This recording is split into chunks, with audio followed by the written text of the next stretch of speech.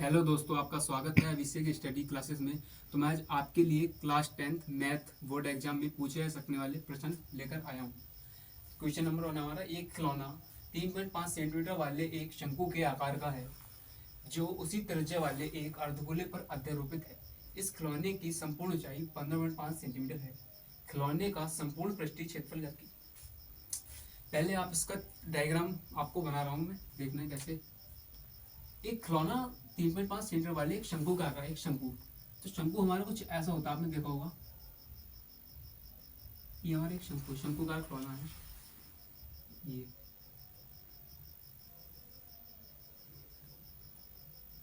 जो हमें इसकी त्रिज्या दी है 3.5 सेंटीमीटर, यानी त्रिज्या जो यहाँ से यहाँ तक है वो हमें 3.5 सेंटीमीटर दी है। उसी त्रिज्या वाले, यानी यही त्रिज्या वाली एक अर्धगोले पर अध्यारोपित है। यानी जो एक शंकु है वो अर्धगोले पर अध्यारोपित है, त्रिज्या उसकी सेम है। ये हमारा कुछ अर्धगोला है।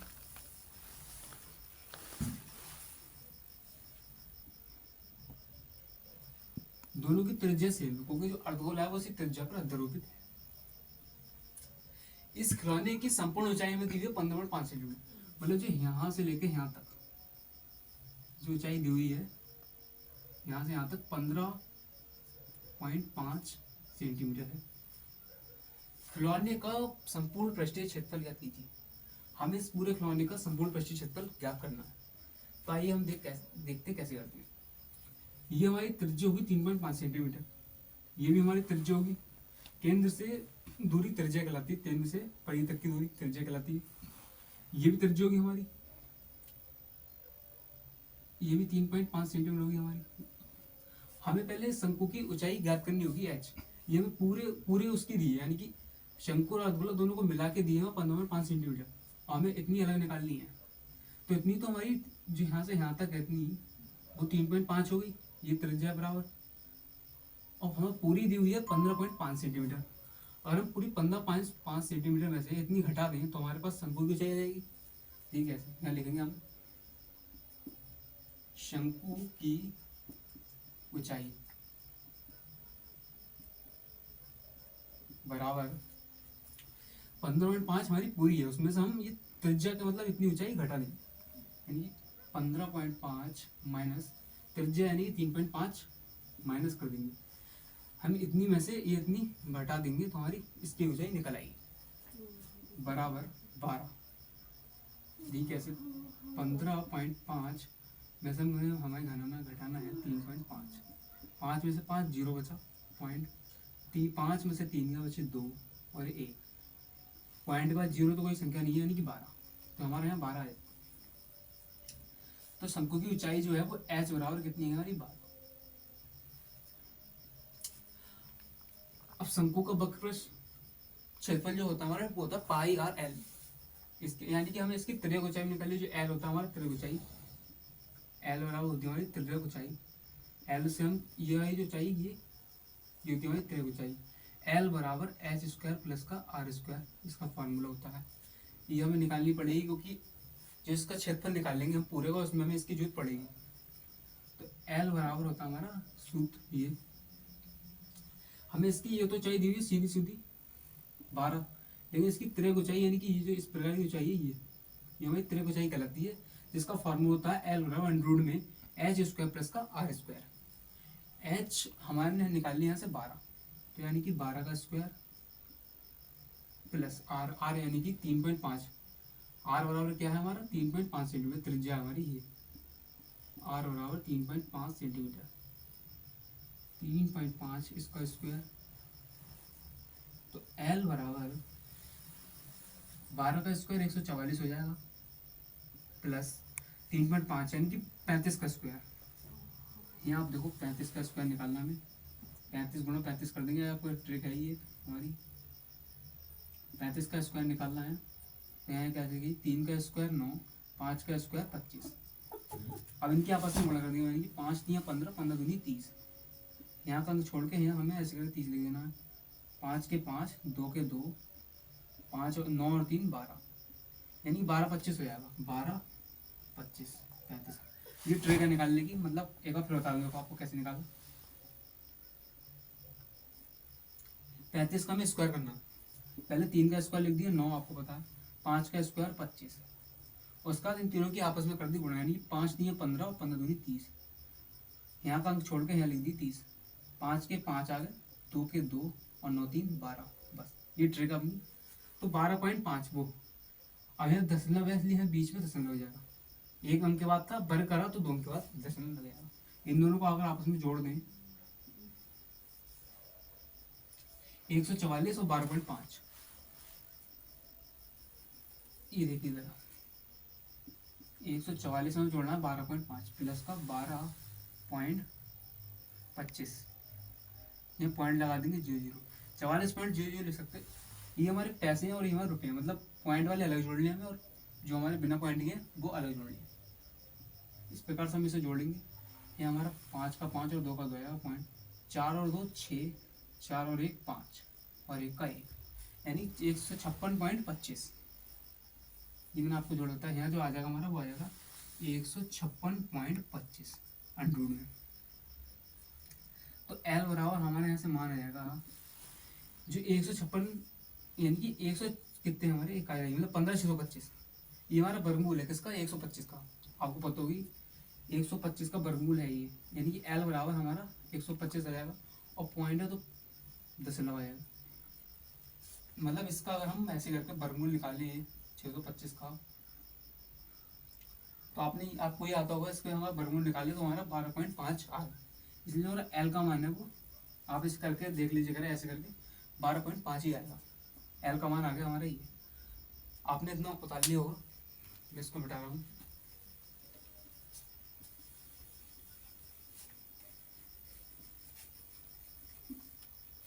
तो इसमें अपने अभी जो एल बराबर निकाला है वो है 12.5 सेंटीमीटर, और आर हमें ये दिया और एच हमें दिया। हमने एच कहाँ से निकाला था, एच निकाला था इसमें से इसको घटा के, यानी कि 12 सेंटीमीटर। अब हमें इस पूरे खिलौने का क्षेत्रफल निकालना है, यानी कि खिलौने का संपूर्ण पृष्ठीय क्षेत्रफल। खिलौने का संपूर्ण पृष्ठीय क्षेत्रफल बराबर हो जाएगा हमारा किसके, इसमें एक हमारा शंकु है और एक अर्धगोला है। तो शंकु का वक्र पृष्ठ, शंकु का वक्र पृष्ठ,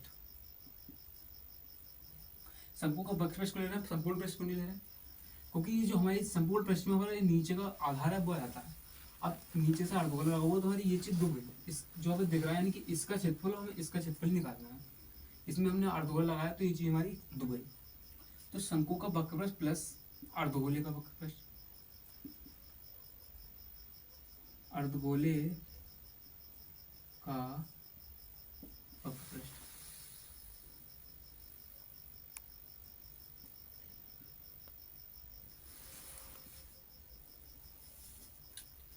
शंकु का वक्र पृष्ठ होता है पाई आर एल प्लस अर्धगोले का वक्र पृष्ठ होता है हमारा 2 पाई आर स्क्वायर। दोनों में क्या कॉमन है ये देख लो, यहाँ पाई आर है, यहाँ भी पाई आर है, यानी कि मैं पाई आर कॉमन ले सकता हूँ। यहाँ पर बचा एल प्लस पाई आर, हमारे यहाँ कौन बचेगा वो पाई आर, तो हमारे आगे यहाँ बचा हमारा 2 और यहाँ आर का स्क्वायर एक आ गया तो एक आर यहाँ बचा हमारा, इतना बच गया हमारा। आगे क्या बचा हमारा, पाई आर ब्रैकेट में एल प्लस 2 आर बचा था। अभी हमने यहाँ देखा पाई का मान हमारा 22/7 है, गुणा आर का मान है 3.5, 3.5। एल बराबर रखना है, एल हमने यहाँ निकाला 12.5 प्लस 2 गुणा में आर, आर का मान हमारा 3.5। इसमें हम पाई का मान 22/7 है, बहुत ही आपको पता होगा। आर बराबर हमारा 3.5 त्रिज्या दी थी। एल का मान अभी हमने निकाला था, त्रिज्या को चाहिए 12.5 वगैरह लीजिए प्लस 2 गुणांक आर, आर यानी कि त्रिज्या कितनी 3.5 बस। अब 22/7 जो हमारा 3.5 है, किसको मैं 7/2 नहीं लिख सकता हूँ? अगर मैं 2 को 7 से भाग करूंगा, जैसे कि हमारा 2 है, इससे हम अगर मैं 7 को भाग करूँ तो मेरा जो निकल के आएगा वो 3.5 ही आएगा। करके देखो, 2 3 6, 1 बचा, दशमलव लगाया, 0 बढ़ा, 2 5 10, यानी कि मैं अगर 2 को 7 से भाग करूंगा तो मुझे यही मिलेगा, इसलिए मैंने 3.5 की जगह 7/2 रख दिया। 12.5 प्लस 3.5 की 2 से गुणा करूंगा तो 7 आ जाएगा मेरा। ठीक, यहाँ हमारा 7 से 7 कट गया, 7 एकम 7, अब 2 एकम 2, 2 एकम 2 यानी 11, 2 से 22, 11 बार में गया। यहाँ बचा हमारा 11, यहाँ 12.5 प्लस का 7। अब जी 7 और 12 हो जाएंगे मेरे 9, हो जाएंगे 19, 12 और 7 19.5। ये देखो मैंने ऐसे में जोड़े हैं, 12.5 प्लस 7.0, तो 5 के 5 आएगा यहाँ 0.7 और 2 9 और 1, ऐसे इस प्रकार से हमारे 19.5 आएगा। अब मैं भी गुणा कर दूंगा 11 से, यानी कि 11 गुणा 19.5। ये देखो 11 गुणा 19.5 तो कितना आ जाएगा मेरा, 11 पंजे 55 के 5, पॉइंट पॉइंट लगा दिया, 55 के 5 हासु लगे 5, 11 नियम 99, 99 और 5 104, 104 के 4 हासु लगे 10, 11 एकम 11, 11 और 10, 11 और 10 कितने हुए हमारे 21 सेंटीमीटर स्क्वायर। ये हमारा इस सवाल का आंसर है। जो हमारे इस संपूर्ण खिलौने का जो क्षेत्रफल है वो है 214.5 सेंटीमीटर स्क्वायर। इस सवाल का जो हमारा आंसर है, मतलब इसका जो पूरे इसका जो क्षेत्रफल दिया था वो ये है 214.5 सेंटीमीटर स्क्वायर। आपको एक बार फिर बता दूं सवाल इसमें मैं क्या दिया था।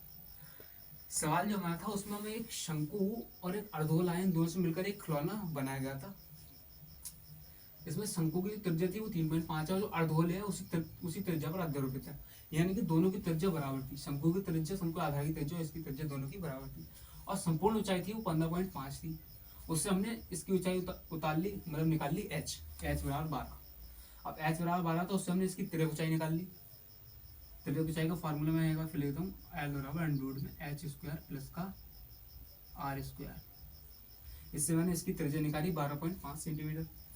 उसके बाद मुझे पता था शंकु, इसका जो हमने क्षेत्रफल निकाला शंकु का वक्रपृष्ठ क्षेत्रफल प्लस का अर्धगोले का वक्रपृष्ठ, दोनों का वक्रपृष्ठ लगाया, दो कॉमन था, कॉमन लिया और सीधे फिर मान रखा मैंने। बस ये सवाल था। आपको आई होप आपके समझ में आया होगा। अब अगले सवाल में बढ़ते हैं।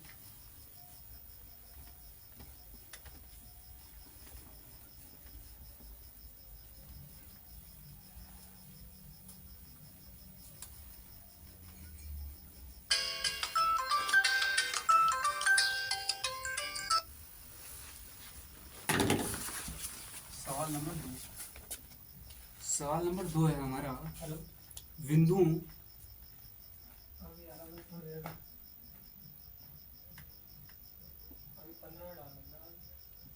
बिंदुओं 3, -3, -10 और -3, 10 और 5,4 को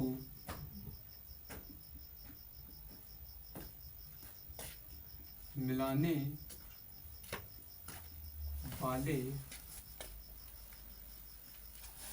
रेखाखंड बिंदु -3, 10 और 5,4 को मिलाने वाले रेखाखंड के मध्य बिंदु के निर्देशांक क्या कीजिए।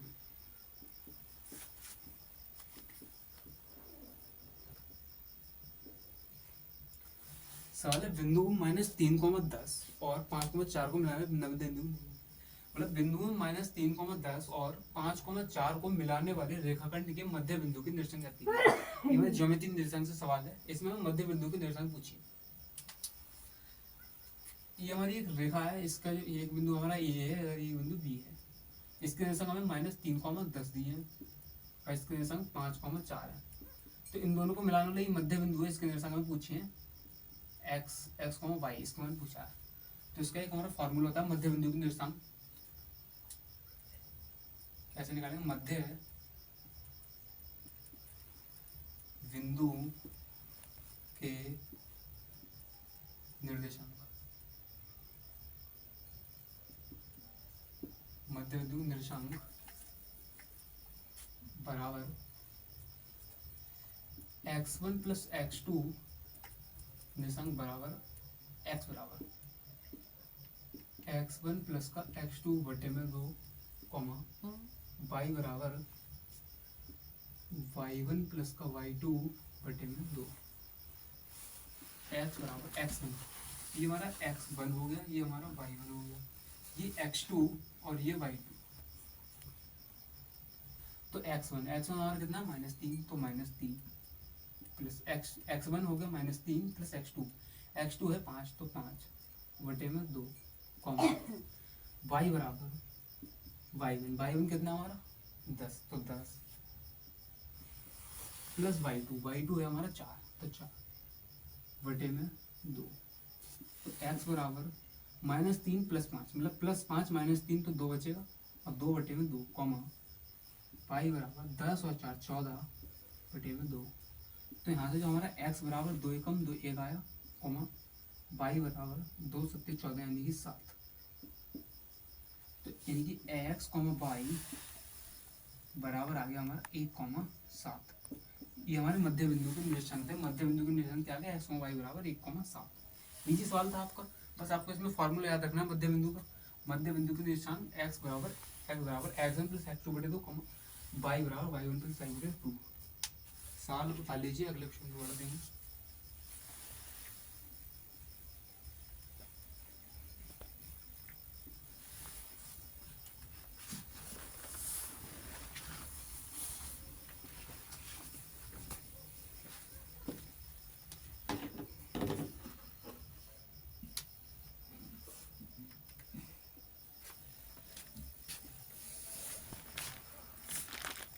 तीसरा क्वेश्चन है ये भी, तीसरा। यदि बिंदु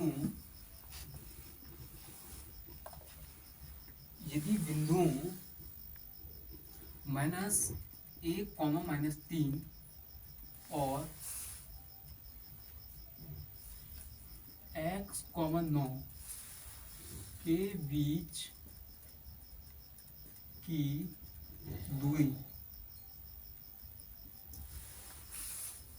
की दूरी 13 मात्रक है, की दूरी 13 मात्रक है, तो x का मान ज्ञात कीजिए।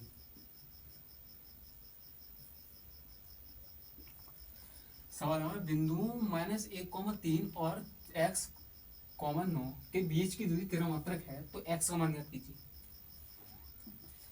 बीच की दूरी से संबंधित आपको कोई क्वेश्चन लग रहा है तो इसमें दूरी सूत्र लगेगा। और दूरी सूत्र होता है हमारा दूरी सूत्र d बराबर √ में x1 x2 - x1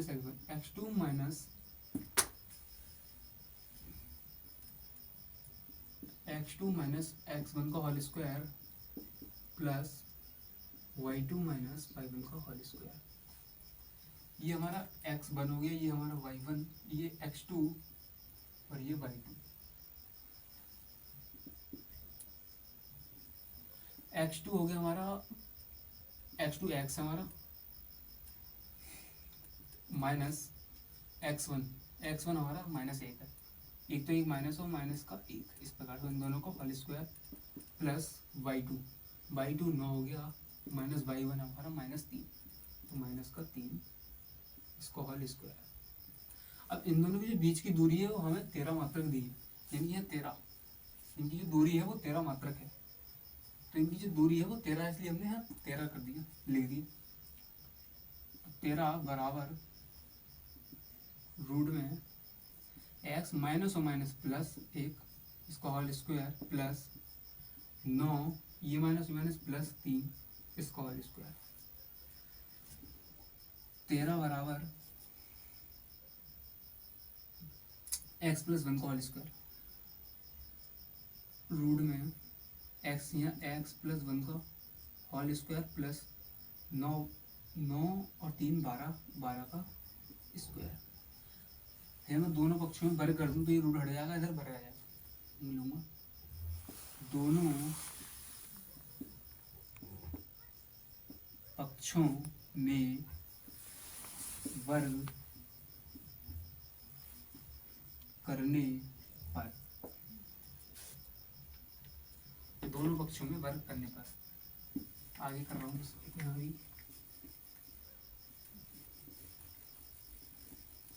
दोनों पक्षों में वर्ग करने पर, दोनों पक्षों में वर्ग करूंगा तो 13 का स्क्वायर बराबर अंडर रूट में x प्लस 1 का होल स्क्वायर प्लस 12 का स्क्वायर, दोनों तरफ वर्ग करा है मैंने तो यहाँ हमारा इसका भी इसका रहेगा।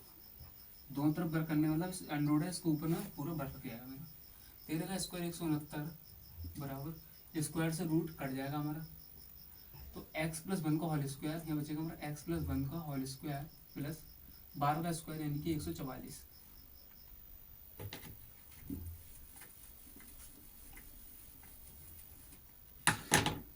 तो ये 169 ये 144 इधर आएगा तो माइनस का, इधर प्लस का है तो इधर आएगा तो माइनस का हो गया बराबर x प्लस 1 का होल स्क्वायर। ये हमारा a प्लस बी का होल स्क्वायर बनना है, ये हमारा a प्लस बी का होल स्क्वायर बनना है। और वो क्या होता है हमारा a square plus b square plus का 2ab। ये अगर a मान लें और उसको हम b मान लें तो इस प्रकार से ये फॉर्मूला बस यहाँ लगाने में।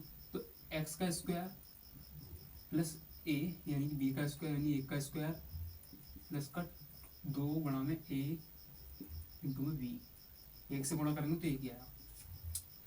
तो 169 में से 144 हमें घटाना है, यानी 9 में से 4 गए 5 बच गए, 6 में से 2 गए 6 में से 4 गए बचा 2 25 बचेगा, 1 में से 1 0 बराबर x का स्क्वायर प्लस 1 का स्क्वायर 1 होता है और प्लस का 2x।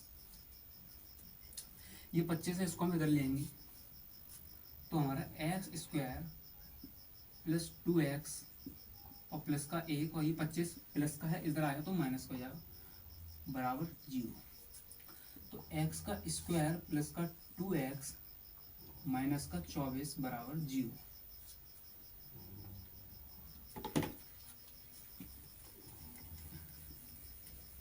यानी कि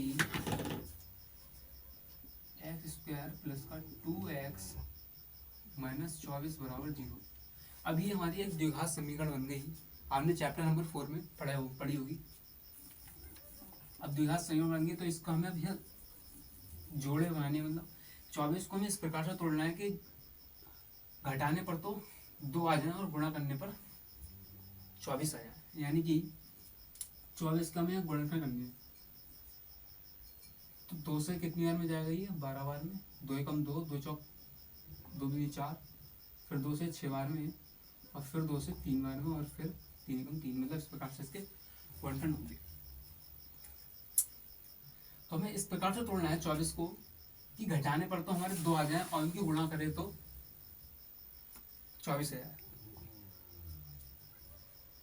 तो इसमें हमारा 2 दूनी कितना होता है, 2 दूनी 4 और 3 दूनी 6, यानी 6 और 4 की गुणा करेंगे तो 24 आ जाएंगे हमारे, और 6 में से हम 4 घटा देंगे तो 2 भी आ जाएंगे, यानी कि मतलब 6 गुणा कितने होते हैं 6 चौक 24 हो जाएंगे, 6 माइनस 4 कर दें तो हमारे 2 हो जाएंगे।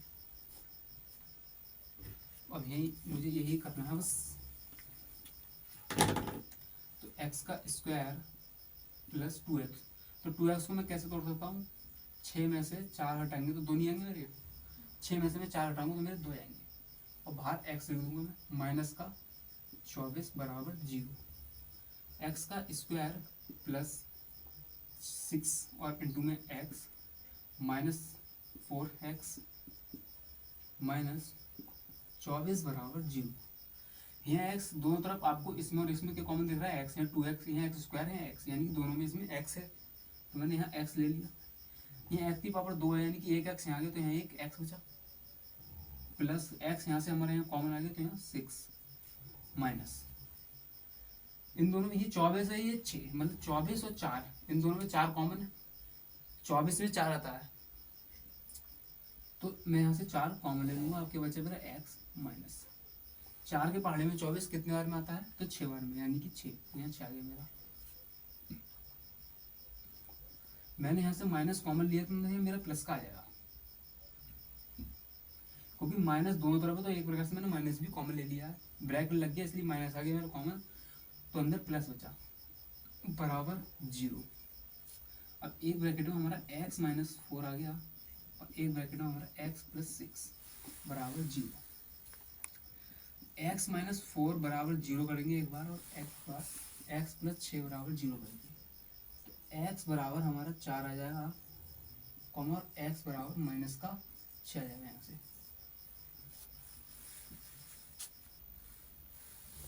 तो ये x बराबर हमारा 4 और x बराबर माइनस 6, x बराबर माइनस 6 और x बराबर ये हमारा 4, ये हमारे x के दो मान निकल के आते हैं। इसमें माइनस वाला नहीं लेना है, क्योंकि x बराबर हम 4 लेंगे, क्योंकि हमारी जो दूरी होती है कोई माइनस में नहीं होती। आपने कभी सुना कि दूरी माइनस में नहीं होती थी, जो हमारा x बराबर 4 है वो आंसर ठीक होगा, ये हमारा आंसर ठीक है, मतलब जो x का मान हमें ज्ञात करना था वो हमारा 4 है। इसके लिए हम आपके लिए एक और सवाल करता हूँ, ये सवाल आपको समझ में आया होगा।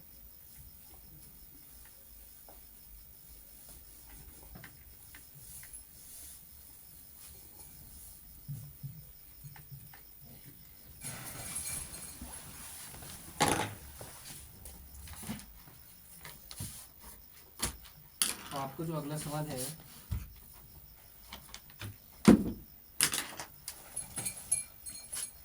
सवाल नंबर 4, सेक प्लस का सेक थीटा प्लस का tan theta 1 plus sine theta, sec theta plus 1 minus sine theta का मान ज्ञात कीजिए। ये आपका बहुत मोस्ट इंपॉर्टेंट क्वेश्चन है। Sec theta plus tan theta 1 और इंटू में 1 माइनस साइन थीटा का मान ज्ञात कीजिए। इसका हमें मान ज्ञात करना है, किसके बराबर है। तो सेक थीटा को हम क्या ले सकते हैं, तो सेक थीटा को हम ले सकते हैं 1 upon cos theta, plus tan theta को ले सकते हैं हम साइन थीटा बटे में कॉस थीटा। आपको पता होगा, देखो सेक, ये आपको मैं बता दूं, साइन थीटा को हम ले सकते हैं 1 अपॉन कोसेक थीटा, और कोसेक को और कोसेक थीटा को ले सकते हैं अपॉन साइन थीटा, दोनों एक दूसरे के उल्टे होते हैं। और कॉस थीटा को ले सकते हैं 1 अपॉन सेक थीटा, और सेक को ले सकते हैं हम 1 अपॉन कॉस थीटा। इसी प्रकार से कोसेक थीटा को ले सकते हैं 1 अपॉन साइन थीटा। टेन को लिख सकते हैं 1 अपॉन कॉट थीटा, और टेन थीटा को हम साइन थीटा बटे में कॉस थीटा भी लिखते हैं। टेन थीटा को हम 1 अपॉन कॉट थीटा भी लिखते हैं, और साइन थीटा बटे कॉस थीटा दोनों लिख देते हैं। और हमारा रह गया कोसेक, हाँ हो गया, तो मतलब कॉट थीटा रह गया। कॉट थीटा को हम 1 अपॉन टेन थीटा लिख देते हैं, और कॉट थीटा को हम कॉस थीटा बटे में साइन थीटा भी लिख देते हैं। मतलब साइन थीटा बराबर 1 अपॉन कोसेक थीटा, और कोसेक इधर जाएगा, साइन इधर जाएगा, तो कोसेक थीटा बराबर 1 upon sine theta. Cosec theta cos theta बराबर 1 अपॉन सेक थीटा, और सेक इधर को आ जाए तो सेक थीटा बराबर 1 upon cosec theta. Tan theta 1 upon cot theta, और टेन थीटा बराबर साइन थीटा बटे कॉस थीटा, तो cot theta 1 upon tan theta, और कॉट थीटा बराबर साइन कॉस थीटा बटे साइन थीटा। ये हमारे संबंध होते हैं। तो इसी प्रकार से सेक थीटा बराबर लिख दिया, सेक थीटा बराबर 1 अपॉन कॉस थीटा, सॉरी ठीक है सही है। यानी सेक थीटा रहा 1/cos theta plus tan theta रहा sin थीटा बटे में cos थीटा। ये हो गया हमारा इधर का पार्ट। ये 1 minus sine theta, sine theta को मैं लिख सकता हूँ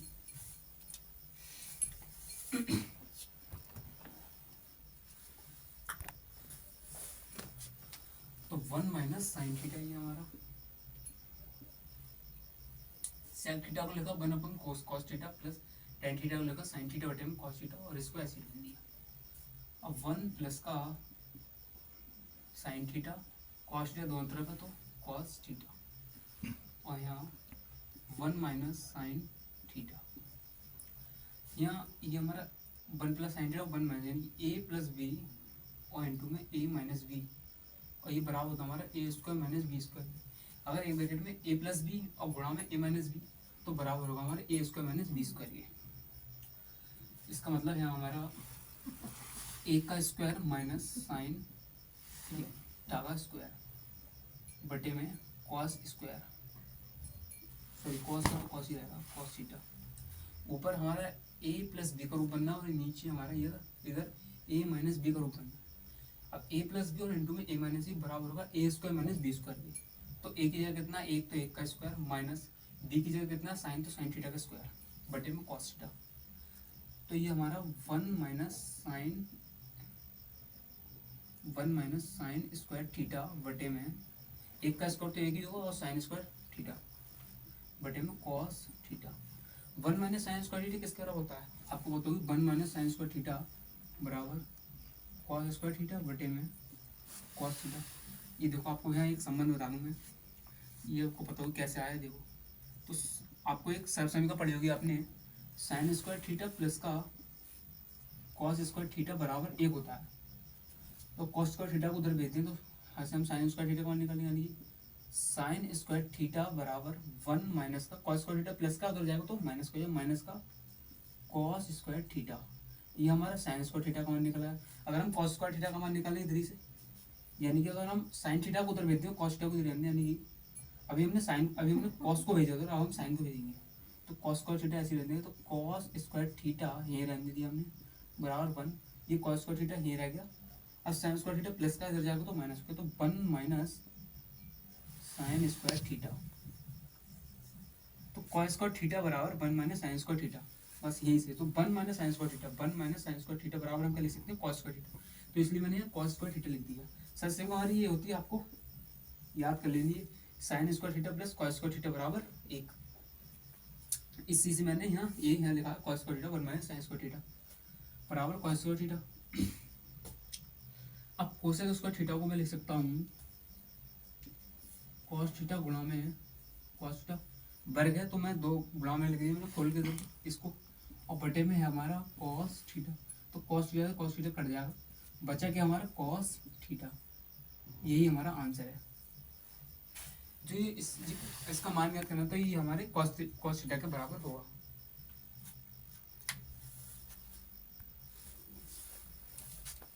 तो ये कॉस से कॉस कट गया, बचा कॉस, तो कॉस थीटा इसका हमारा आंसर है। इसका जो मान था वो कॉस थीटा। अब एक सवाल और है आपके लिए,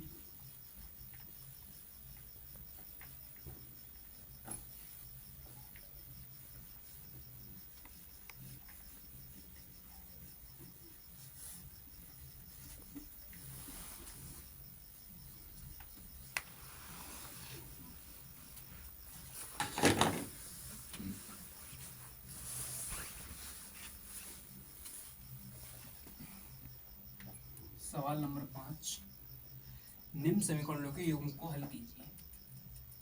निम्न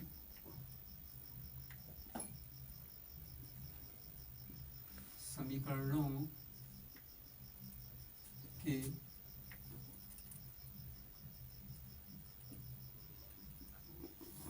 युग्मों को हल कीजिए। समीकरण है हमारी 3x माइनस का 5y बराबर 4, समीकरण नंबर 1। और एक है 9x बराबर 2y प्लस का 7, समीकरण नंबर 2। ये दो समीकरण है, हमें इसे हल करना है। तो देखो पहली समीकरण हमारी 3x माइनस 5y बराबर 4, और दूसरी समीकरण हमारी इस रूप में, इसको हम सही रूप में बना देते हैं, ये 9x, इसको इधर ले आते 2y को, तो माइनस ये प्लस का 2y इधर आएगा तो माइनस का 2y बराबर 7। ये समीकरण 1 होगी हमारी, ये समीकरण 2। अब आपने विलोपन विधि पढ़ी होगी या प्रतिस्थापन विधि, उनसे हमें ये हल करना है। ग्राफी विधि पढ़ी होगी आपने, लेकिन ग्राफी विधि में टाइम लगेगा, हमें विलोपन विधि भी लगा सकते हैं। तो देखिए समीकरण 1, समीकरण 1 क्या हमारी 3x माइनस का 5y बराबर 4, ये समीकरण 1 होगी हमारी। और समीकरण 2 है ये। अगर हम समीकरण 1 में, ये हमारी समीकरण 1, इसमें अगर हम 3 का गुणा कर दें, समीकरण 1 इसमें हम 3 का गुणा कर दें, तो ये हमारी 9x माइनस 5 3 15y और बराबर 4 3 12। मैंने कुछ नहीं करा, जो समीकरण 1 है इसमें मैंने 3 से कर दी गुणा, तो 3 3 9 माइनस 5 3 15 और 4 3 12। ठीक, अब समीकरण 2 क्या हमारी 9x माइनस 2y बराबर 7, ये समीकरण 1 और ये समीकरण 2। मैंने इसमें 3 से गुणा इसलिए करी क्योंकि हमारा जो x का टर्म था वो बराबर बन गया। अब मैं ब्लॉक में भी लगा के एक को काट सकता हूँ उसको, मतलब अब मैं लिखूंगा घटाने पर, घटाने पर यहाँ जो यहाँ प्लस का साइन है तो माइनस का हो जाएगा, ये प्लस का है तो यहाँ माइनस, वो ये माइनस का तो प्लस आ जाएगा, और ये प्लस है तो यहाँ माइनस। तो 9x ऊपर प्लस के नीचे माइनस की, ये आपस में गए कट, प्लस का 2y माइनस का 15y, तो ये बचे मेरा माइनस का 13, 15 में से 2 गए तो 13 बचे, और y बराबर 12 में से 7 गए तो कितने बचे मेरे 5, यानी कि y बराबर माइनस 5/13। यहाँ से मैंने y का मान निकाल ली। अभी y का मान मैं समीकरण 1 में रख दूं तो मुझे x का मान मिल जाएगा। अब इनको y का मान समीकरण 1 में रखने पर समीकरण 1 क्या हमारी 3x माइनस 5y बराबर 4, तो 3x माइनस 5 इंटू y का मान मैं रख सकता हूँ समीकरण 1 में। y का मान मेरा क्या है माइनस का 5/13, ये मैं समीकरण 1 में, यानी कि y के 1 रखना है मुझे, माइनस का 5/13, तो माइनस 5/13, ये मेरा y का मान रख दिया बराबर 4। तो 3x माइनस 5 की इसमें अंदर मेरी गुणा होगी, तो ये माइनस हुई, माइनस तो प्लस हो जाएगा, माइनस माइनस की गुणा प्लस होगी। अब 25/13 बराबर 4, तो ये हम 3x और ये हमारा जो 25/13 है इसको मैं इधर भेज दूँ तो ये प्लस का माइनस का हो जाएगा, यानी कि 4, ये 25/13 ही प्लस का इधर गया तो माइनस हो गया, माइनस का 25/13, 3x बराबर 13 की 4 में गुणा हो जाएगी, 13 चौका 52, 52 माइनस 25/13, तो 3x बराबर 52 में से 25 गया, यानी कि 12 में से 5 गया तो बचे 7, और 4 में से 2 गए, 12 में से 5 गए बचे 7, 4 में से 2 गए बचे 2/13, और ये 3 इधर गुणा में है, इधर भाग में चलेंगे नहीं, x बराबर 27/13 गुणा में 3 है तो यहाँ भाग में आ जाएंगे नीचे, और 3 कम 3 3 दिन 27, यानी हमारा जो x का मान आएगा वो 9/13, ये हमारा x का मान है और ये हमारा y का मान। इस समीकरण को हमें हल करना था, तो हमारे इसमें हमें x के और y के मान में आया था। आप है प्रतिस्थापन विधि भी लगा सकते हैं, मैंने यहाँ विलोपन विधि लगाई है, बता दूं मैंने यहाँ जो विधि लगाई है वो विलोपन विधि लगाई है। आप प्रतिस्थापन विधि भी लगा सकते हैं, उससे भी कर सकते थे, या ग्राफी विधि भी, आपकी मर्जी है। वैसे इसमें कहा नहीं गया था कि हमें कौन सी विधि से, तो आपकी मर्जी है, कोई सी विधि लगा सकते हैं। इसमें ये दो समीकरण थी। अब मेरे ब्लॉक में विधि आपको पता होगा कि हाँ एक में x के मान या y के मान दोनों में से एक को समान करना होता। आपकी मर्जी थी, आप एक्स का मान समान कर सकते थे, वाई का समान कर सकते हैं। मैंने एक्स का इसलिए करा कोई मतलब मैं इसमें 3 से गुणा करूंगा तो 9 हो जाएगा, और मैं वाई का मान समान करता तो मुझे 5 मतलब दोनों समीकरण में गुणा करनी पड़ती, इसलिए मैंने एक्स का मान समान करा। तो y का मान हमारा -5/13 और x का मान 9/13। तो आई होप मैंने आपको जो क्वेश्चन कराए हैं समझ में आए होंगे, और ऐसे ही इंपॉर्टेंट क्वेश्चन के लिए हमारे साथ जुड़े रहें और चैनल को सब्सक्राइब कर लें, और वीडियो को ज़्यादा से ज़्यादा शेयर करें। जय हिंद, जय भारत।